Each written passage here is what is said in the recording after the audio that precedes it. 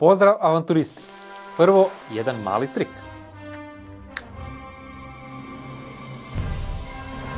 Tada, ovako to izgleda kada običan čovjek radi trikove. Moram priznat da ni ja nisam bio impresioniran, a sigurno ni vi. Ali, spellcasteri u D&D-u to rade malo ozbiljnije. Iako spadaju više po trikove nego prave magije, neki cantripi su poprilično moćni i obogaćuju arsenal svakog bacača magije ili spellcastera. Izdvojio sam 6 po meni najboljih, za koje mislim da svaki spellcaster mora imati, to jest družina. Ostanite sa mnom do kraja, jer je na kraju meni najdraži. Spare the Dying, jedini koji može liječiti i zbog tog svojstva je jedinstven među cantripima. Kada je družina iscrpljena od dugotrajne borbe i kratki su sa healing spellovima, dobro je imati spremno za brzo stabiliziranje prijatelja, to jest ako neko iz družine padne na low pointa, ovaj cantrip će ga stabilizirati, znači ne mora death save. Definitivno koristan cantrip, no nažalost samo ga klerici mogu baciti. Dancing Light, definitivno najbolji non-mage AO spell. Stvara 4 izvora svjetlosti koje se mogu dobro rasporediti i ako ste jako domišljati, možete omesti svoje protivnike u totalnom mraku, tako da svjetla pozicionirate ispred njihovih lica. U slučaju da koriste neki oblik gledanja u mraku, kao Infravision, spell vam može kupiti jednu combat rundu, jer će ih svjetlo u totalnom mraku zaslijepiti. Video o Dark Visionu možete pogledati na ovom gore linku. Ali kad već prekidamo, ti morat će ti podariti sreću ako lajkaš ovaj video. Mending. Ovaj cantrip je toliko moćan da ga ja uopće ne bi stavljao među cantripe, nego prvolevelske magije. Daje moć popravljanja bilo kakvog objekta ako šteta nije veća od 1 futa ili 30 cm dimenzije. Ovaj spell je preživio sve verzije D&D-a od 2. edicije do 5.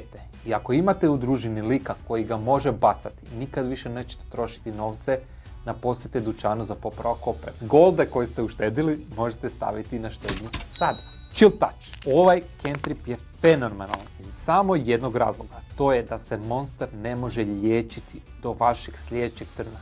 Damage nije velik, ali ako želite nekoga završiti, ovaj spell je jako dobar izbor. Još jedna prednost ovog spela je da ima nevjerojatan range.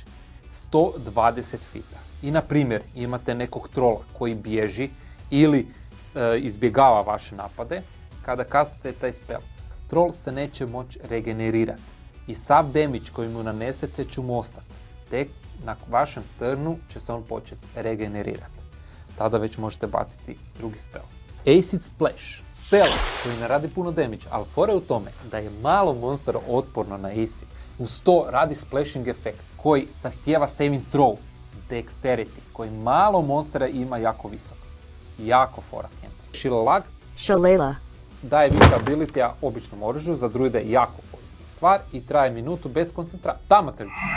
Efekti su nevjerojatni, traje minutu, ali baca ga samo kler. Prestidigitation, spell koji je iznimno svestan zbog toga što ne zahtijeva koncentraciju, traje 1 sat i mogu se proizvesti 3 efekta. Mogućnosti su neograničene i to je meni najdraži spell. Najčešće ga koristim za grijanje ili hlađenje tijela tokom avantura, u smislu da si grijem ili hladim odjeću.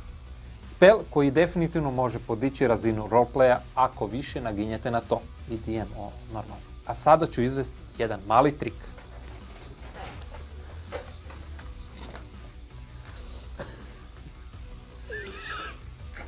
Prestidigitation.